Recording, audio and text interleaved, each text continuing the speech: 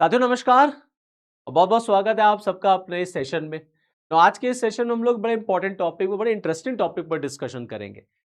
तो घटना ये घटी है, न्यूज़ ये निकल के आई है कि पाकिस्तान के फील्ड मार्शल जो है आसिम मुनीर, वो एक बार फिर ईरान पहुंच चुके हैं। और वो ईरान गए हैं इस मकसद से कि चलो एक बार फिर अमेरिका और ईरान के बीच में जो बातचीत रुक गई थी उसको फिर से रिज्यूम कराया जाए। अब वो कितना इसमें सफल होंगे कितना नहीं होंगे वो अलग की बात है, क्योंकि इससे पहले भी हमने देखा पाकिस्तान ने पूरी कोशिश की लेकिन कुछ हो नहीं पाया। लेकिन इससे ज्यादा बड़ी खबर यह है कि दरअसल पाकिस्तान ये चाहता है कि ईरान जो है, बहुत ध्यान से सुनिएगा जो मैं बात कहने जा रहा हूं, ईरान जो है वो मक्का डिक्लेरेशन को ज्वाइन कर ले। मक्का डिक्लेरेशन अभी 7 अगस्त को हुआ है, जिसमें सऊदी ने, टर्की ने और पाकिस्तान ने एक डिक्लेरेशन, एक एग्रीमेंट साइन किया है जिसको इस्लामिक नाटो और मुस्लिम नाटो जैसे शब्द दिए गए, एक डिफेंस पैक्ट इन तीनों देशों ने मिलकर बनाया है। बट प्रॉब्लम यह है कि ये पैक्ट जिस देश के खिलाफ है, दिखाने को आप कुछ भी दिखाइए कि भाई ये डिक्लेरेशन जो है, ये पैक्ट जो है वो इजराइल के खिलाफ है, पाकिस्तान का है, इंडिया के खिलाफ है, या कोई और कुछ कह दे, लेकिन हकीकत यही है कि ये पैक्ट जो है वो ईरान के खिलाफ है। अब दरअसल पाकिस्तान ये चाहता है कि ईरान जो है वो इस पैक्ट को ज्वाइन कर ले। अब ईरान इस पैक्ट को ज्वाइन करेगा कि नहीं करेगा, इसमें बहुत बड़ा वाला क्वेश्चन मार्क है, क्योंकि जिन जिन कंट्रीज के पास ये ऑफर गया कि आओ तुम इस डिक्लेरेशन में आ जाओ, किसी ने नहीं ज्वाइन किया। तो अब ये डिक्लेरेशन ईरान के पास गया हुआ है, ईरान को इनवाइट किया जा रहा है कि अब आप आ जाइए। तो जरा आप मुझे कमेंट सेक्शन में बताइएगा जरूर कि आपको क्या लगता है कि क्या ईरान इस ग्रुप में, इस मक्का डिक्लेरेशन में या इस इस्लामिक नाटो जैसे ग्रुप में शामिल हो सकता है, मेंबर बन सकता है। अच्छा देखिए, जब आसिम मुनीर ईरान के लिए निकले तो उन्होंने सबसे पहले अपने आका यानी कि डोनाल्ड ट्रंप से बातचीत की। उन्होंने ट्रंप को बताया कि भाई मैं जा रहा हूं ईरान, तेहरान जा रहा हूं, आपका कोई संदेश हो तो बताइए, आपका संदेश जो है मैं ईरान तक पहुंचा दूंगा। क्योंकि लास्ट टाइम हमने देखा था कि पाकिस्तान ने इस्लामाबाद टॉक्स में, ये अप्रैल की ही बात है जब इस्लामाबाद टॉक्स हुआ था, तो पाकिस्तान ने मीडिएशन का काम किया था बिटवीन अमेरिका एंड ईरान, लेकिन वो फेल हो गया, कोई रिजल्ट नहीं निकला।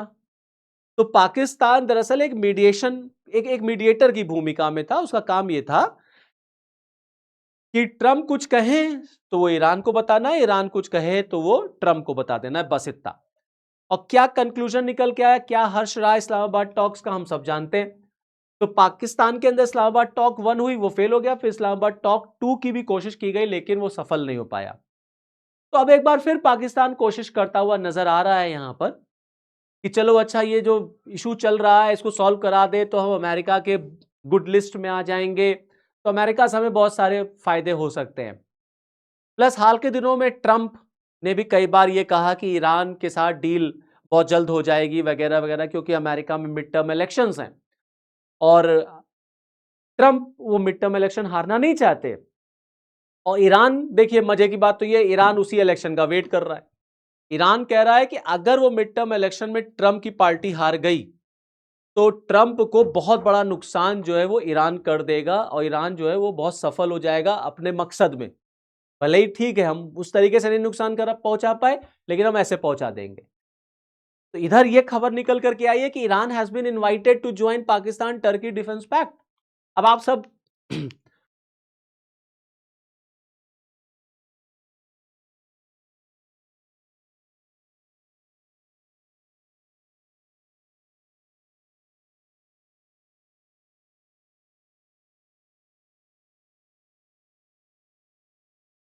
अब आप सब जानते ही हैं कि अभी 7 अगस्त को सऊदी अरेबिया ने, टर्की ने और पाकिस्तान ने मिलकर के एक ग्रुप बनाया है जो नाटो के प्रिंसिपल्स पे काम करेगा। मतलब अगर एक पे हमला होगा तो सब पे हमला माना जाएगा, यही है। इसी को 7 अगस्त को जब ये पैक्ट साइन हुआ तो मक्का डिक्लेरेशन कहा गया, क्योंकि ये सब लोग सऊदी पहुंचे थे वहां पर। अब भैया जरा आप ये देखिए कि ये मक्का डिक्लेरेशन जो है वो है किसके खिलाफ, ये ग्रुप बना किसके खिलाफ है। क्या ये ग्रुप अमेरिका के खिलाफ बना है? क्या ये ग्रुप इसराइल के खिलाफ बना है? नहीं।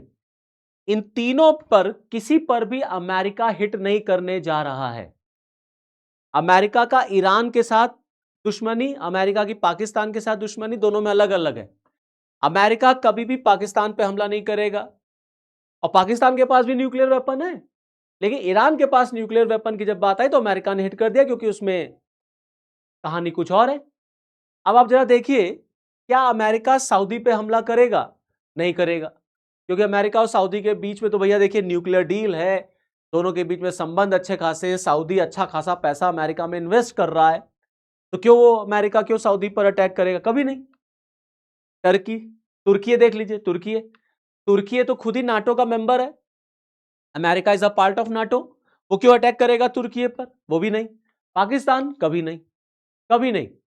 अब जरा आ जाइए इजराइल। भाई देखिए, बात तो यहां तक ये निकल करके आती है कि बैकडोर चैनल से इजराइल और सऊदी के बीच में भी रिलेशन है अच्छे। अमेरिका लगातार सऊदी को प्रेशराइज करता है कि तुम अब्राहम अकॉर्ड को साइन कर दो, इधर पाकिस्तान को भी करता है कि तुम अब्राहम अकॉर्ड को साइन करो, दोनों को। हाल के दिनों में इजराइल में और तुर्की में थोड़ी तनातनी है, लेकिन यहां पर भी वही बात है कि ये जो तीनों कंट्रीज हैं ये खुल करके कभी भी इजराइल के खिलाफ नहीं आएंगे, क्योंकि इनके अपने अलग अलग इंटरेस्ट हैं। तो ये ग्रुप बना क्यों है? ये ग्रुप बना है ईरान की बादशाहत, ईरान की ताकत को कम करने के लिए। बात समझ रहे हैं आप?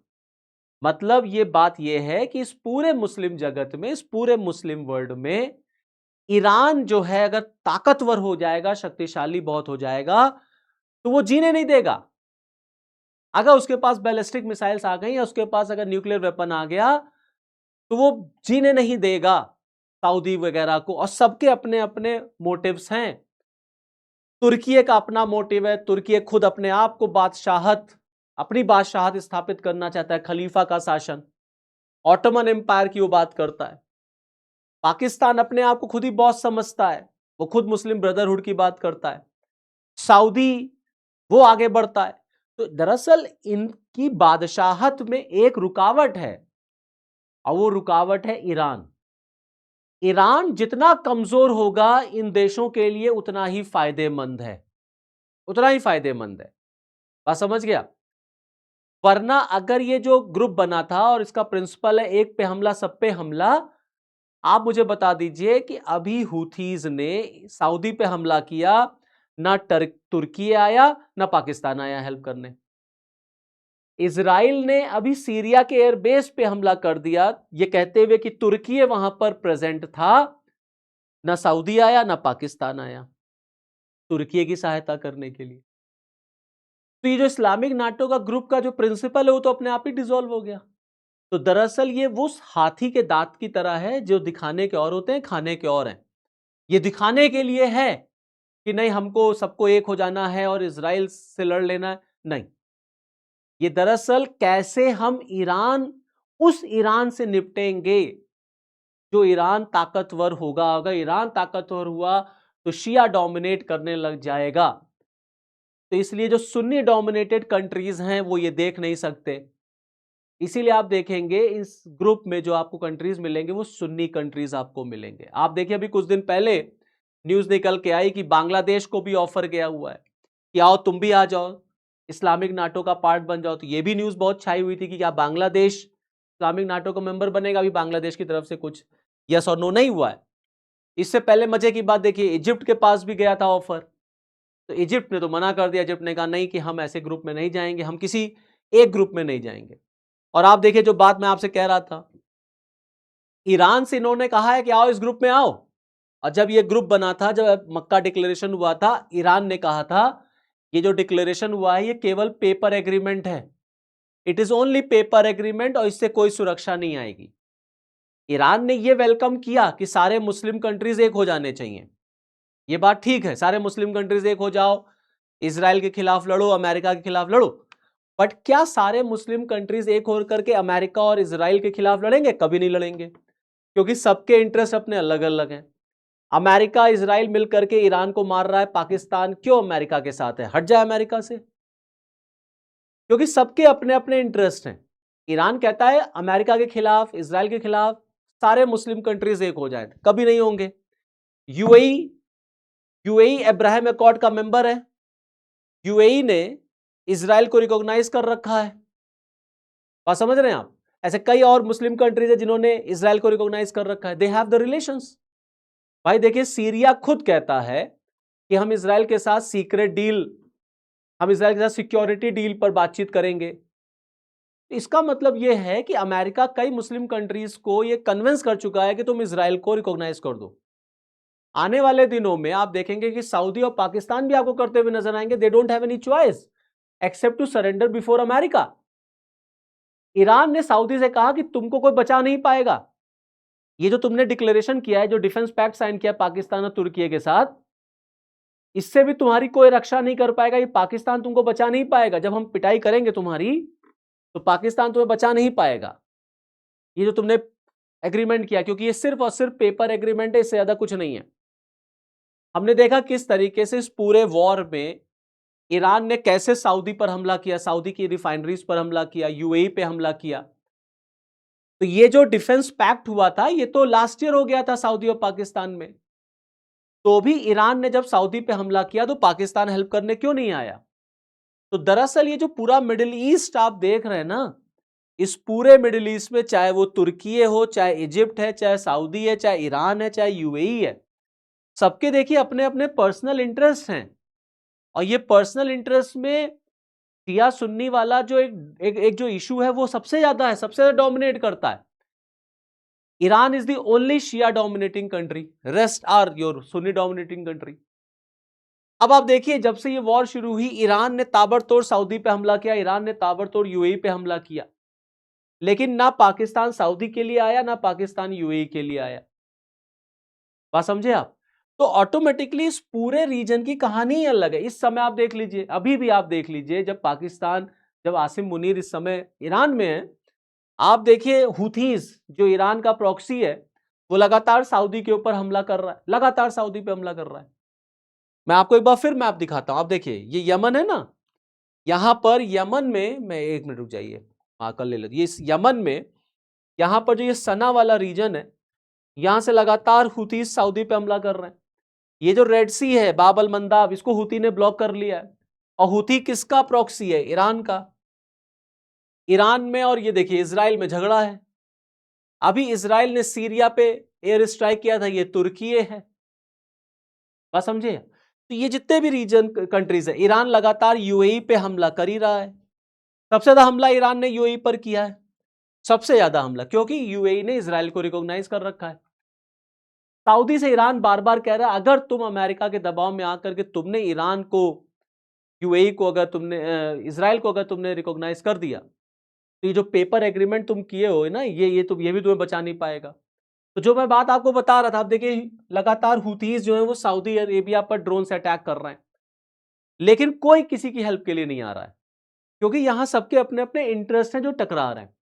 रही बात ईरान और सऊदी की, मैंने आपको पहले ही बताया कि ईरान और सऊदी के बीच में ये राइवलरी बड़ी पुरानी है, और ये राइवलरी बादशाहत की है, ये राइवलरी हेजेमनी की है।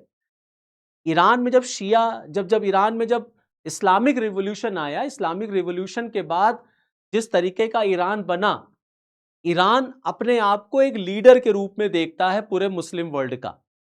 और इस पूरे मुस्लिम वर्ल्ड में अगर आप देखेंगे तो पाकिस्तान एक ऐसा देश है जिसके पास न्यूक्लियर वेपन है, no doubt about that. But Iran जिस तरीके से अमेरिका से लड़ रहा है लगातार 28 फरवरी से, जिस तरीके से उसने स्ट्रेट ऑफ हार्मूज को ब्लॉक कर रखा है, ईरान, अमेरिका को मतलब आइडिया ही नहीं था कि यार ईरान जो है, अमेरिका सोचता था ईरान छोटा सा देश है, 24 घंटे के अंदर हम इसको सरेंडर करा लेंगे। आप देखिए 28 फरवरी से अगस्त आ गया, स्ट्रेट ऑफ हार्मूज अभी तक अमेरिका, ट्रंप खुलवा नहीं पाया, अभी तक ट्रंप खुलवा नहीं पाया। ना ईरान ने पूरी तरीके से सरेंडर किया, ना ईरान में रिजीम चेंज हुआ, कोई भी टारगेट अमेरिका अचीव नहीं कर पाया जो उसने इस वॉर में टारगेट अचीव सेट किए थे, कोई भी टारगेट।